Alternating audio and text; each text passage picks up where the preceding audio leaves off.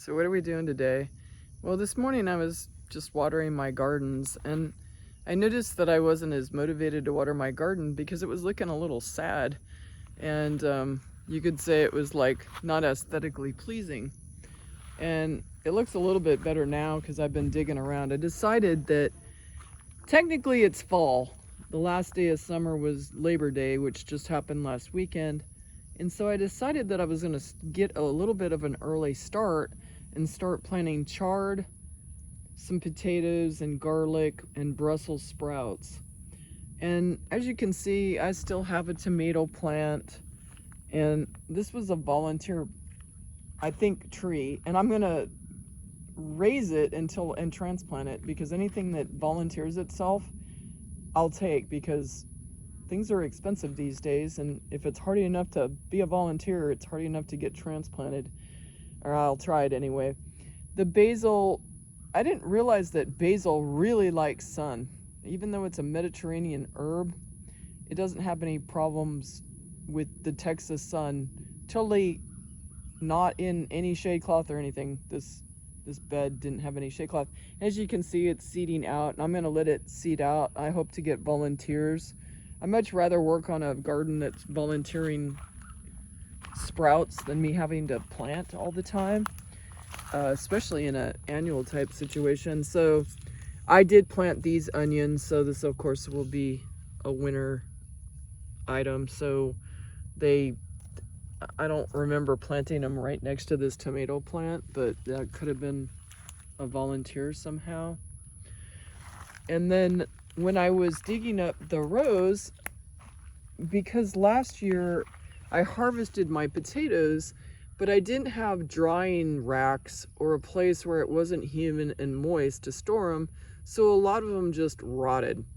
And so this year what I decided to do was leave them in the ground and then harvest them as I need them. And that worked to a certain degree. Better than just, storing them and then just having them go green or go rotten and then having to deal with that mess. It's better just to leave them in the ground. And when I was digging my rows up, there were a few potatoes that had sprouts. So I just, reburied those. Like you can see this mound, I'm trying to tell myself that I planted a potato there. And then I put a mound there to tell myself that I planted a potato there, which is great because it's kind of like the termination of the rows. So as you can see, I have a pepper plant here, a basil plant, and I had potato plants here, and obviously I harvested a few of them. So I'm this garden is in a transition, and then as you can see here, I have a really small beginning of a potato plant right there. So it's really kind of fun to discover all the things that are coming up, like, or volunteering themselves.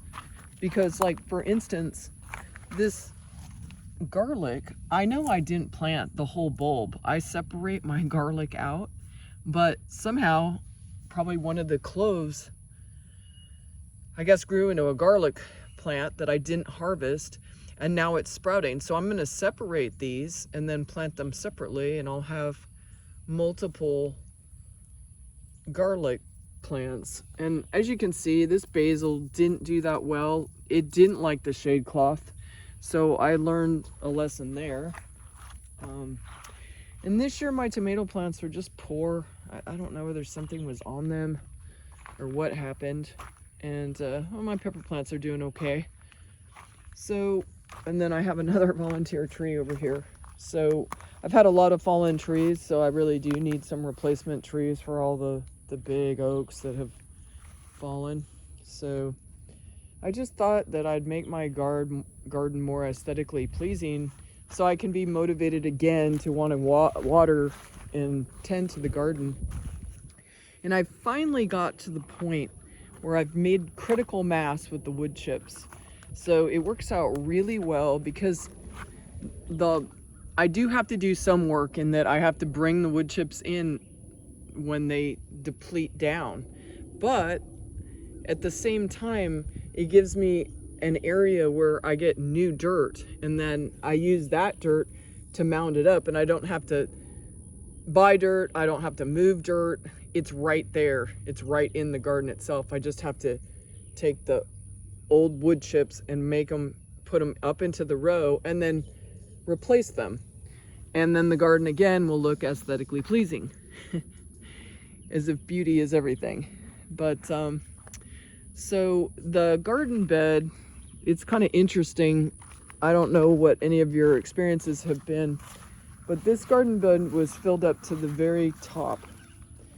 And then I had that garden bin over there filled up to the very top with soil, but they sink so much. So I took all the dirt that was in that garden bed and put it in this one, and you can still see how little dirt that I have in this garden bed. So it takes a lot of composting to fill up a garden bed, to say the very least. So don't be surprised that you just have to keep on adding and adding and adding to your garden bed, seemingly. But fall is gonna happen, and I'm gonna get more and more leaves from all the trees I have, and that will add to my composting endeavors. And to have things close is the real key to successful gardening, because it makes your life so much easier to be able to have the dirt right there, have the compost bin right there, have your hose right there.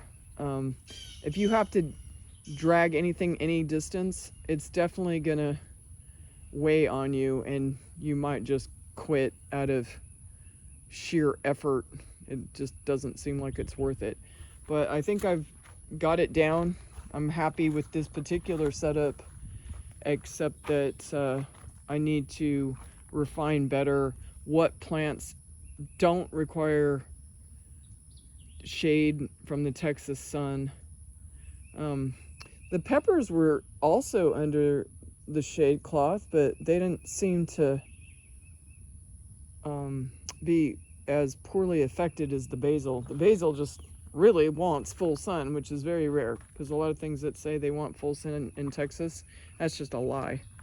And my basil is hanging, or my sage is hanging on.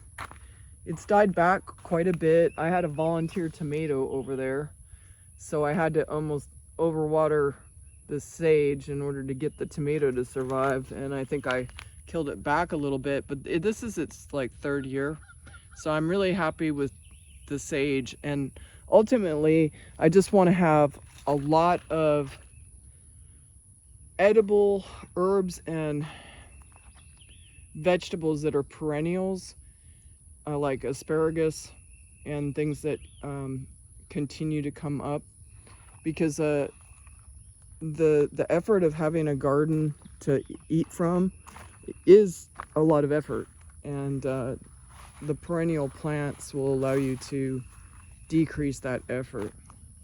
So anyway, I just thought I'd talk about the fall garden, and that just a reminder that you need to start thinking about it, because it's only September, but October, that's for sure fall.